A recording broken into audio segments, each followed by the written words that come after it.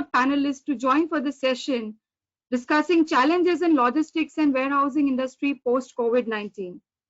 I would like to call upon Arun Salvi, President Logistics from UltraTech, Satish Lakkaraju, Chief Commercial Officer, Agility, V. Raju, Senior Vice President, Chemical, Pharma and Food Sector, Avvashya CCI, Umakanth Nair, Director Center of Excellence, EATON, and Sanjeev Yadav, Regional Head of Supply Chain Development and Business Excellence at Nestle.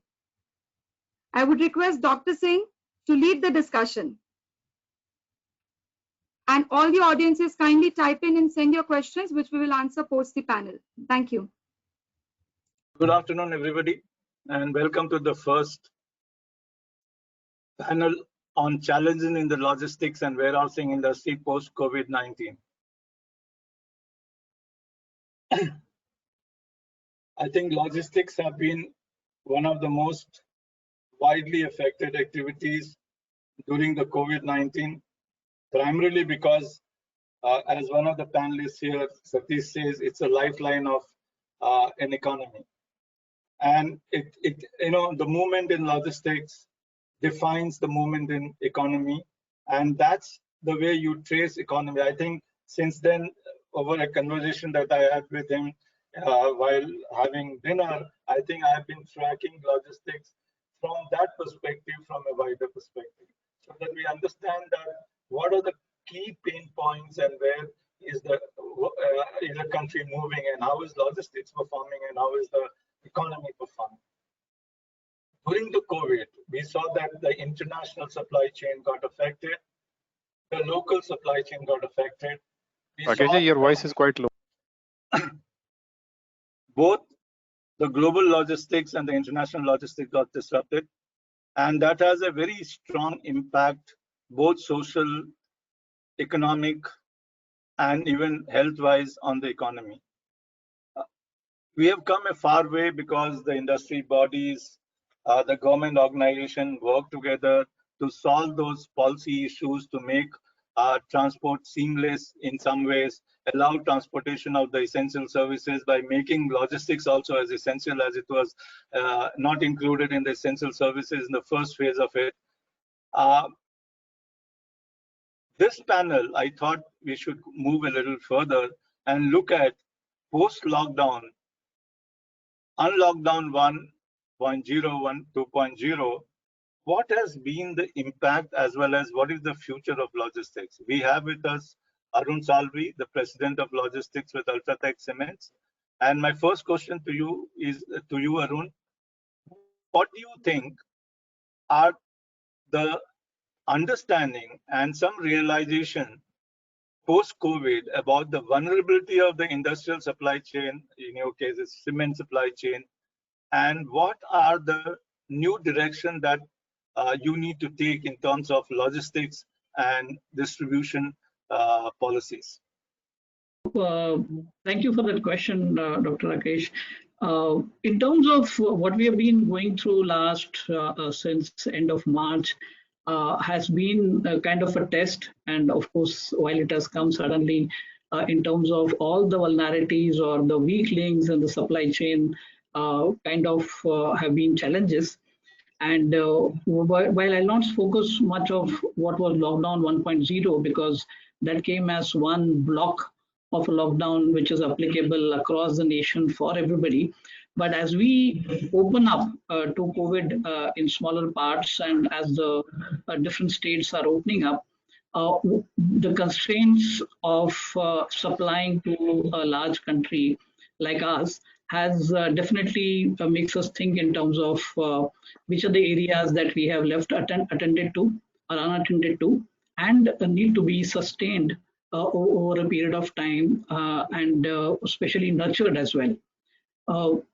Few focus areas which are, so supply chains are vulnerable, there is no doubt about that.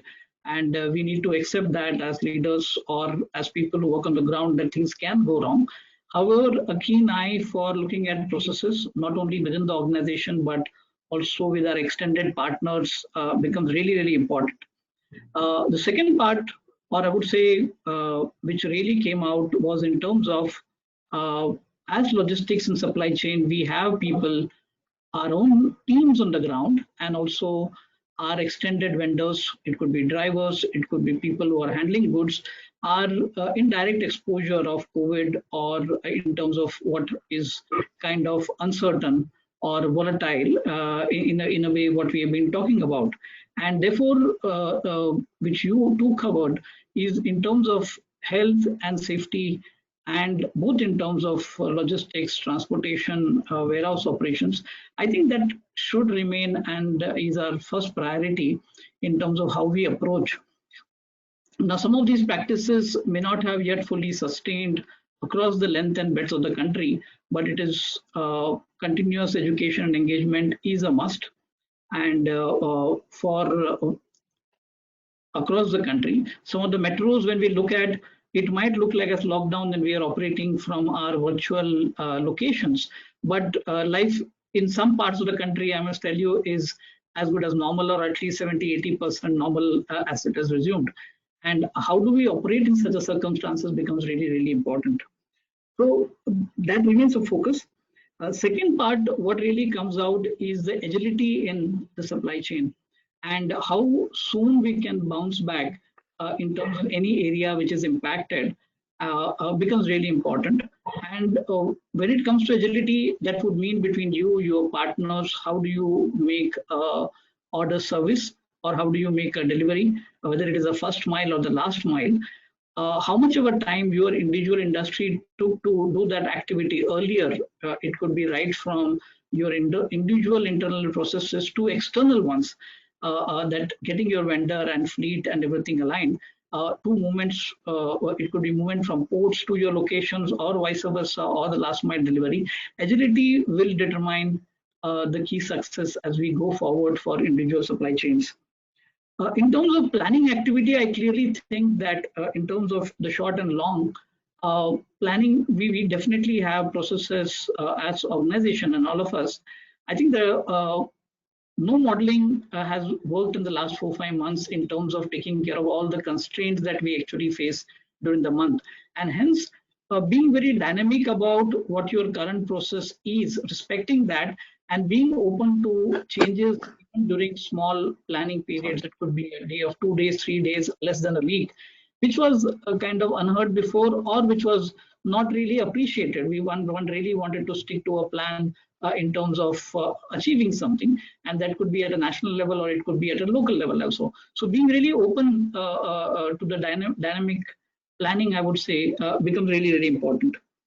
Lastly, the world of digital in logistics, both for your organization and your vendors, become really important. And this is especially for our transporters, both small and big, to be connected so that we are here individually there to tackle where the goods are. And the track and trace becomes really important in such a scenario, given that there are so many constraints in reaching to the final customer.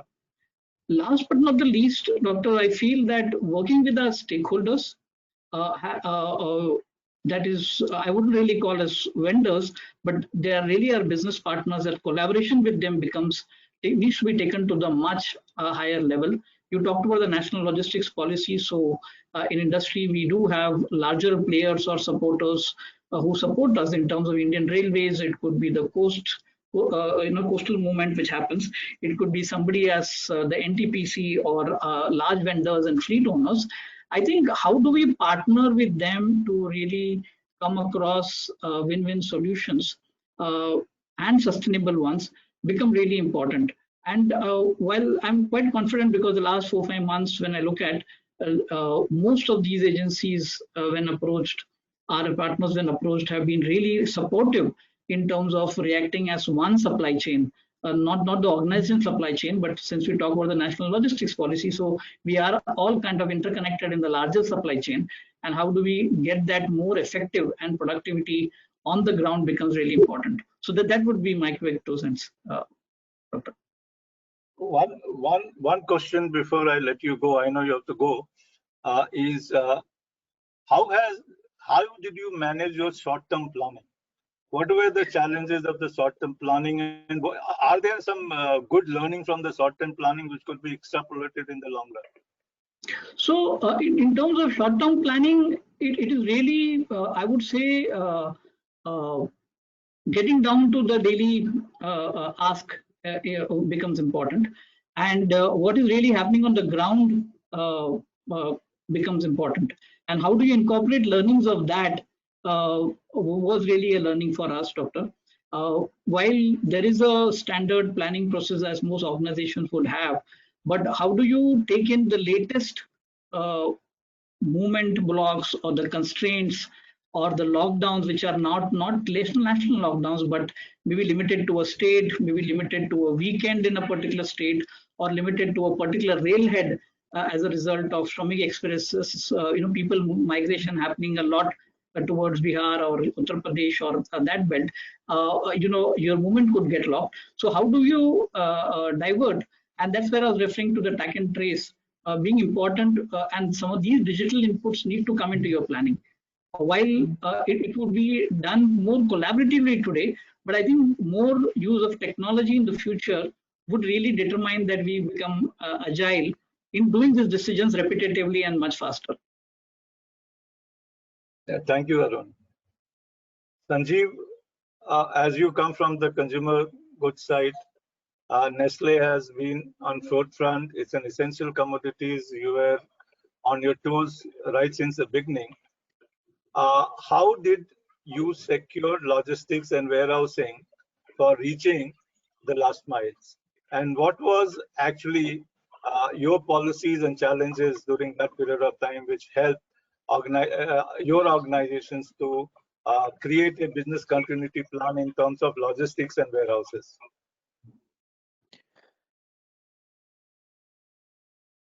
Thanks, Rakesh. Am I audible? Yeah, you are audible. See, when this crisis started, the first challenge which was thrown to our supply chain was business continuity. And for business continuity, for supply chain is ensuring supplies. So that's where was the first thing which we started looking at. And there, when we started analyzing, then we felt there are two things in supply chain. One is supply chain efficiencies, and the second thing is supply chain agility, which Arun also talked about. So we have to make a right balance. But pre-COVID scenario, probably we were focusing more on the supply chain efficiencies part. And then slowly our approach shifted to supply chain agility, where we can manage crises, we can show the agility in supply chain to cope up with the situation. So of course, the right balance is required in future as well. But during this COVID scenario, we made a very good balance and shifted our approach from efficiencies to agility. And it is in three parts, which I can explain. First is, for example, in planning, business planning processes. Earlier, we used to look at only efficiency part of business planning, inventory optimization, working capital targets. Those were the focus area. But when this crisis came in, we quickly started looking at how to ensure supplies, how we can manage the crisis.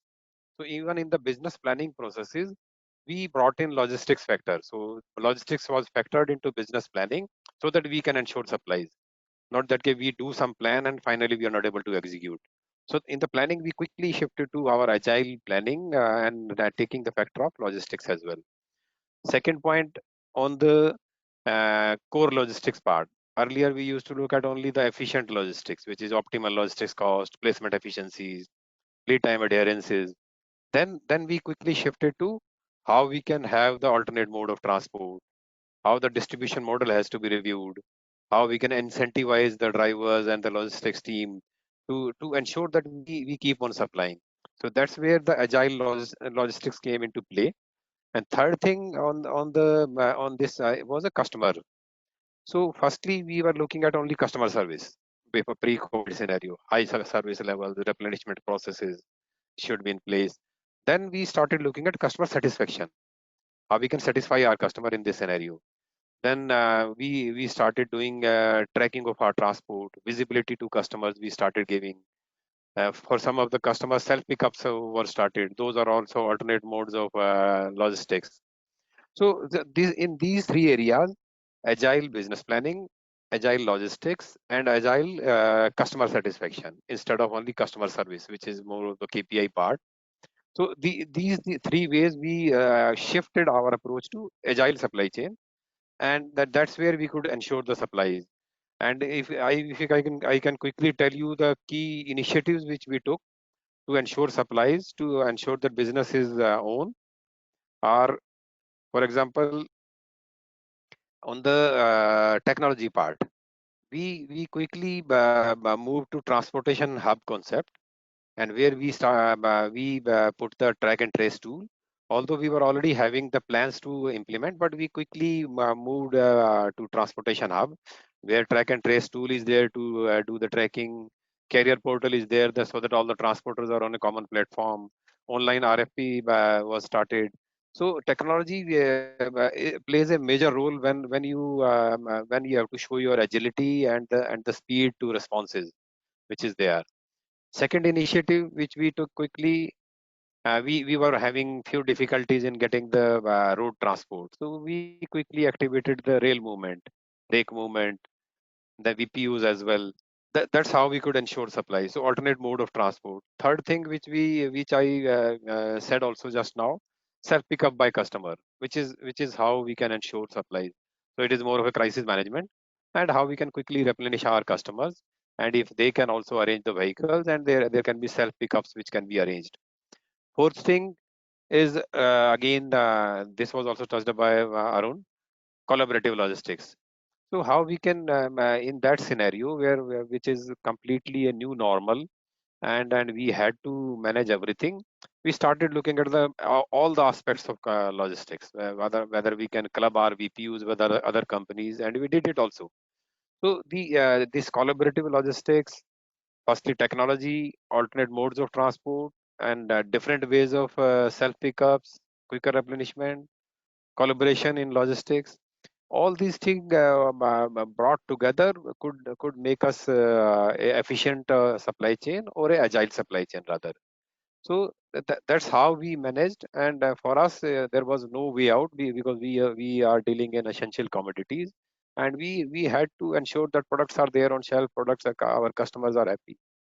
So these are the different ways, and but between agility and the efficiency, I will still reiterate, we have to make a right balance later on. And this scenario, we can be more agile only, but later on, efficiency part also has to come up, and we have to make a very right balance post COVID. That are my views. Any feedback from others?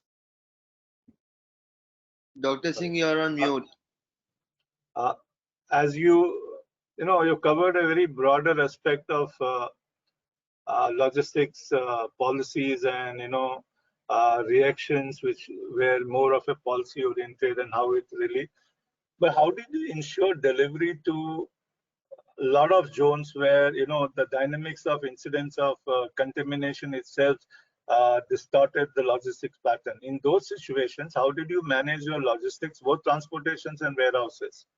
And I think what was the challenge, and how did you manage that? See, in our case, there are a lot of distribution centers. We have our distribution centers across geography, and there are 37 distribution centers, and that's where we started looking at, as and when there was a chances of containment zone in any of the geography, we were quickly looking at the backup plan. That means plan B, from can we supply it from alternate distribution center close to it, and where we can get the transport as well. So we started looking at even not the big trucks, the small trucks, if it can be there. But ultimately, quickly we made a BCP plan. Okay, for this DC, what is the BCP? So even when it was closer to containment zone, proactively we started looking at alternate supplies from adjoining distribution center, and railway was a big savior at that time. Those that's where we could penetrate even up to the areas. But in the containment zone, obviously small vehicles were arranged, and those were there. But at least we could reach the geography through VPUs and the railways. Okay. Raju, sir, welcome. Warehousing is the fulcrum of all these activities, whether it is an industrial supply chain, or a consumer supply chain, or an engineering supply chain. Warehousing plays a very important role.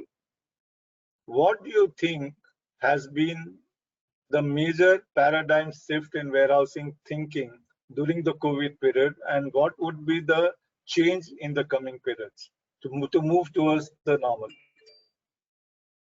Hi, good afternoon, everyone. Sorry, Rakesh, Good can afternoon, I Dr. take a leave? Rakesh. Can I leave the forum? Yeah, yes, Okay. Arun. Okay. Thank you very much. Bye.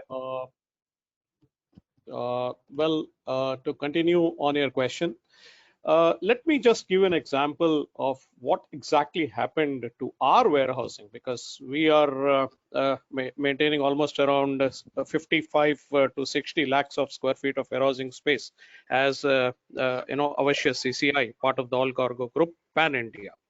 Now, moment the COVID-19 lockdown started, basically it was planning the whole 24 hours. We had shifts for certain people. We had arranged for planning team, which was constantly in touch with the operations team. We found out ways and means, because most of the chemicals that we stored and the food items that we handle are for essential products, like they become part of the essential product manufacturing.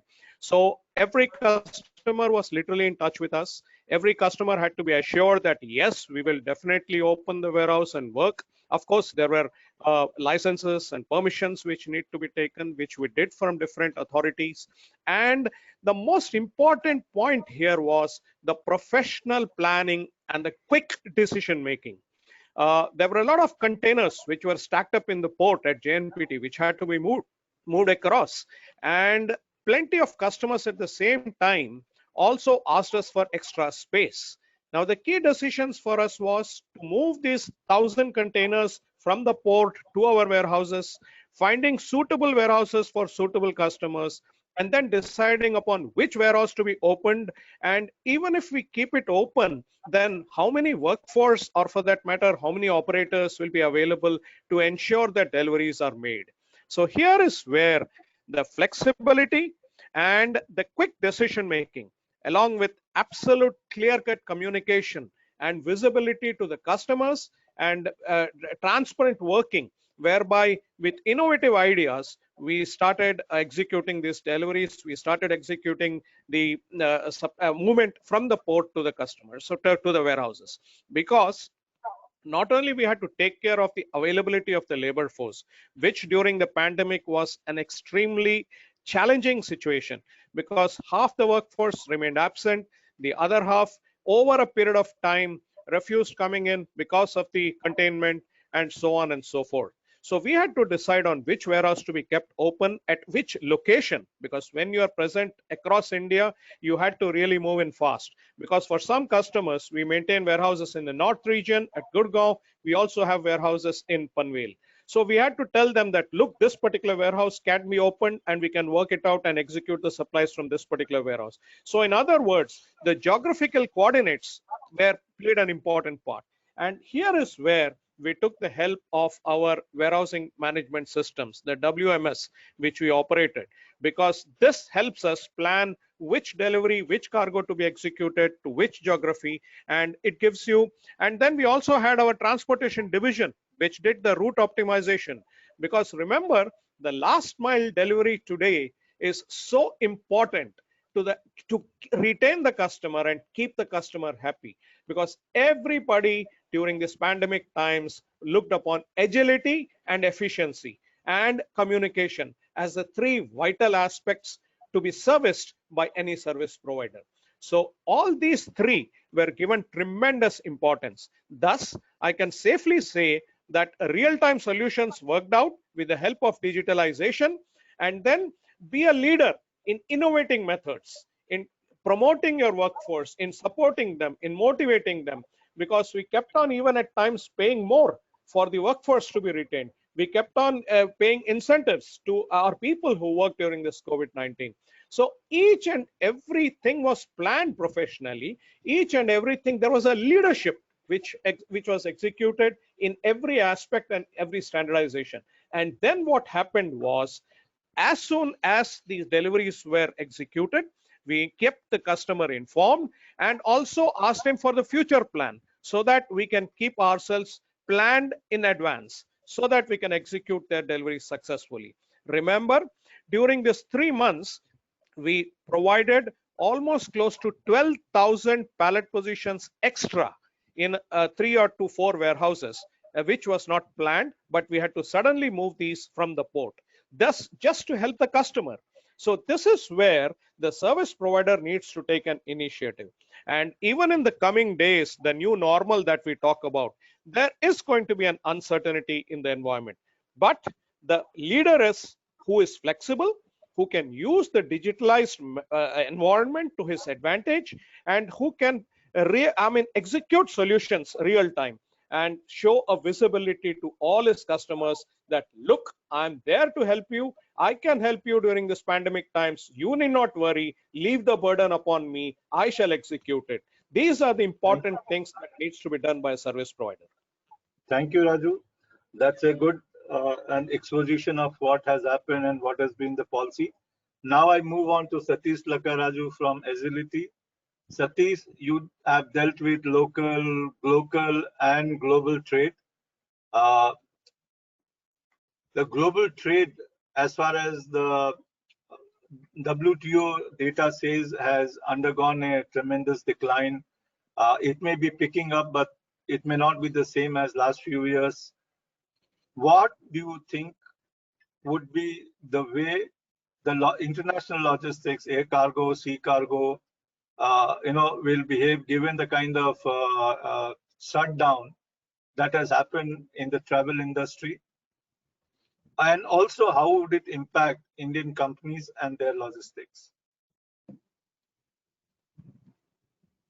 You're mute. You're on mute.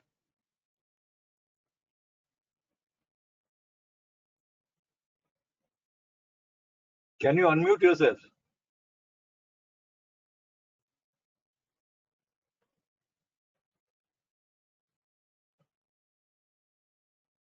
There's a button on the top.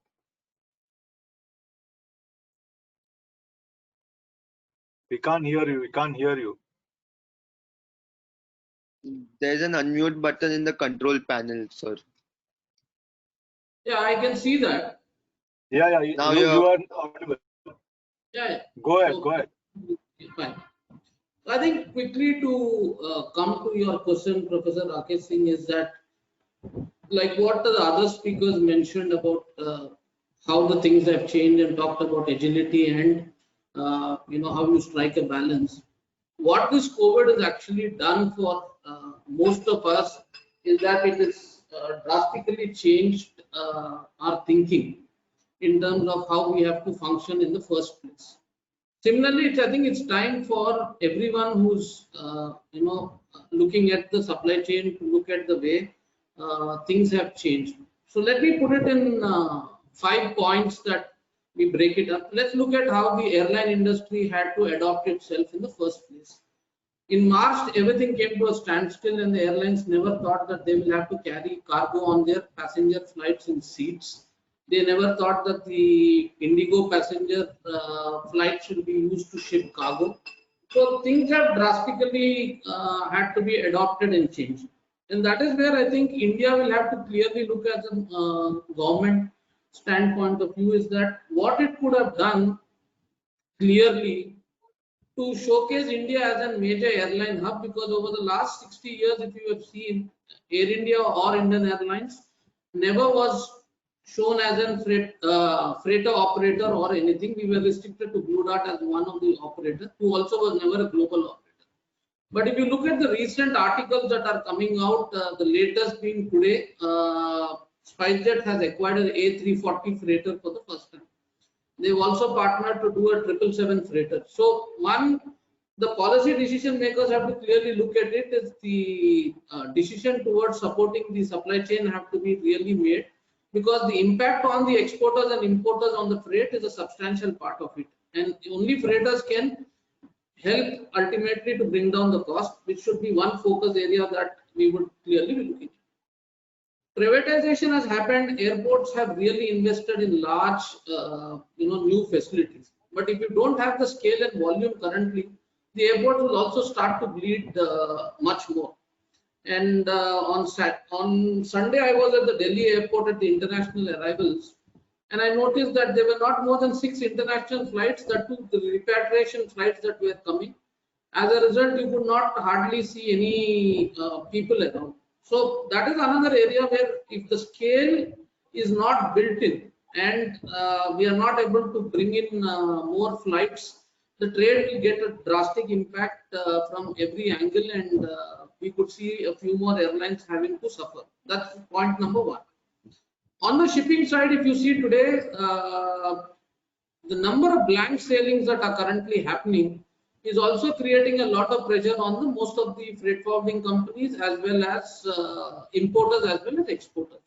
Because earlier they could say, look, every week I have a vessel, which basically means that I'm sure that my containers will be on board, and as a result I'm able to bring my cargo. But today the uncertainty for imports, especially from China, is extremely high. Mr. Raju comes from a background which is to do with all cargo and thing. They will also be going through a similar phase of saying is that are the vessels going to come or are they not going to come really, because that is another uncertainty that the manufacturing industry is facing. And a good example is the automotive industry, and say MG Motors is an example. There could be a line stoppage today because you're not able to bring the inventory in.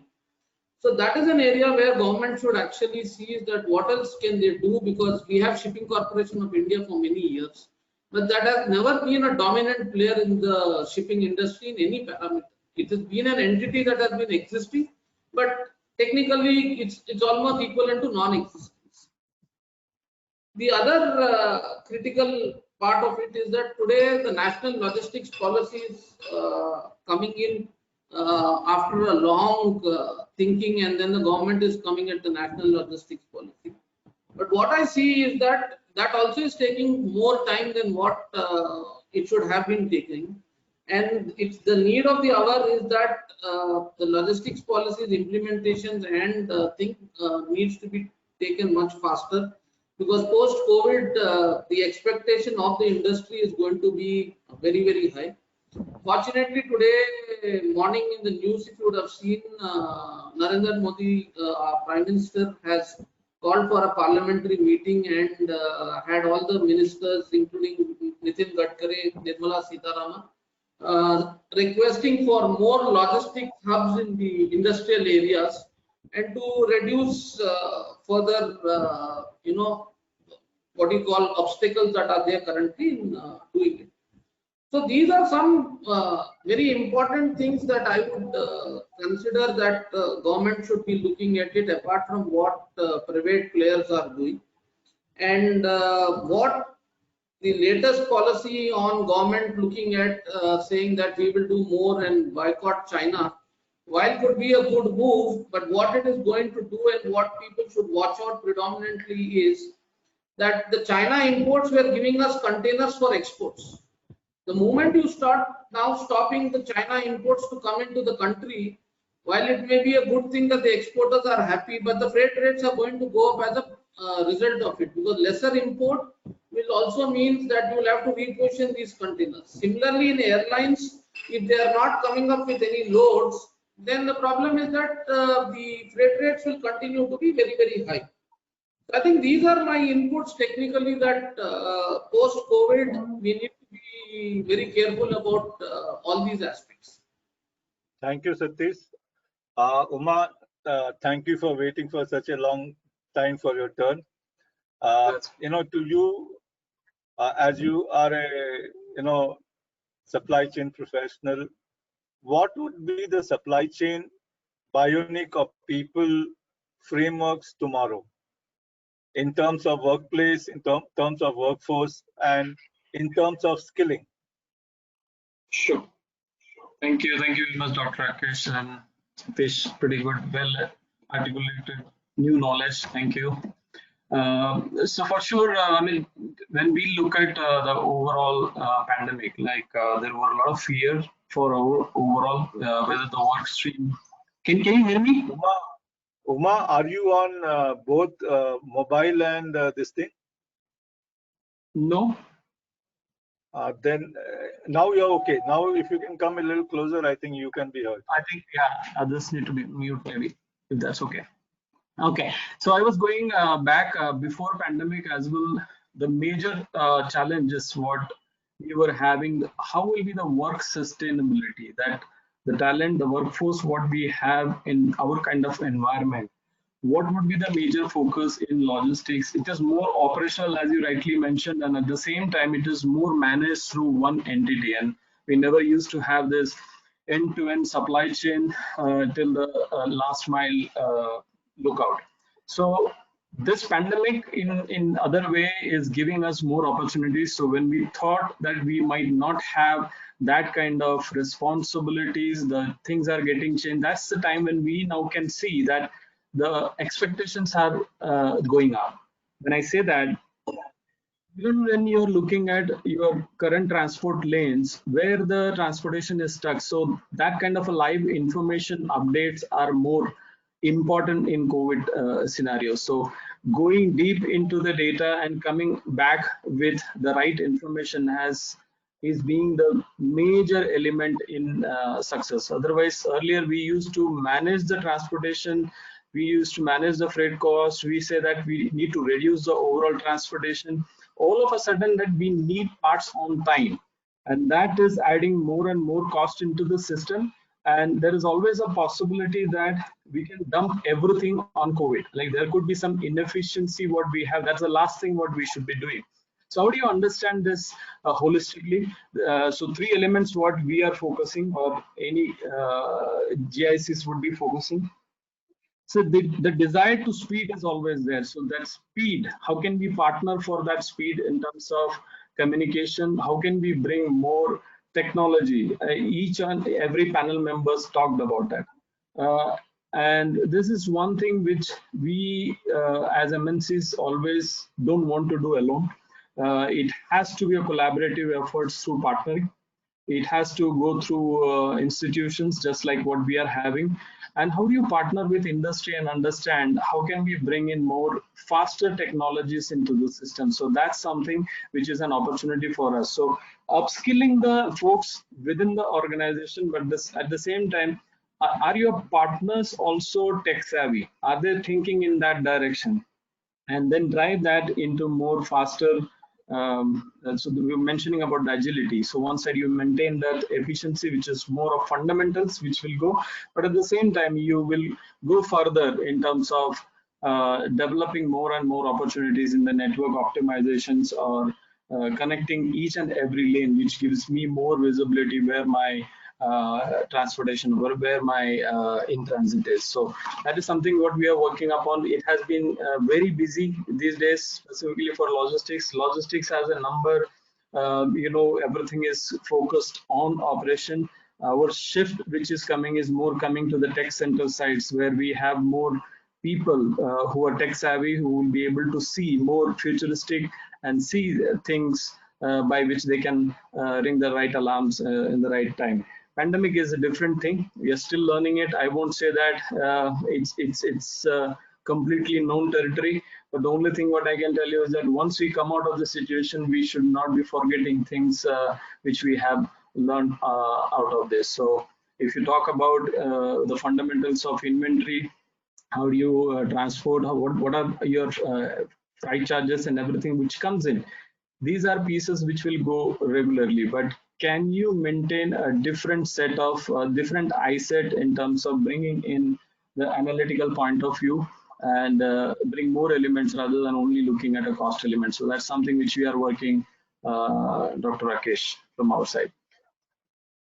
Thank you very much. I think we are already overshooted our time, but as this is a town hall, in the keynote, we will not have the question, and even the questions are largely on technology. I think, the world is totally swayed away by technology when we talk about core issues.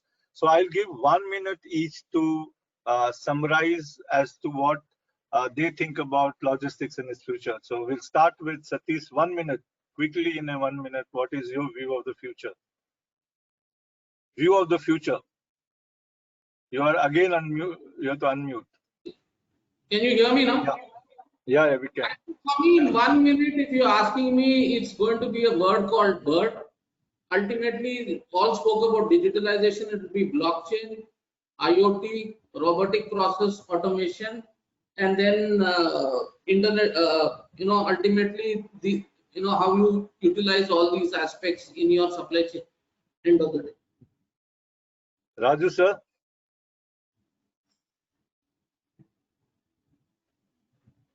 You have to unmute yourself.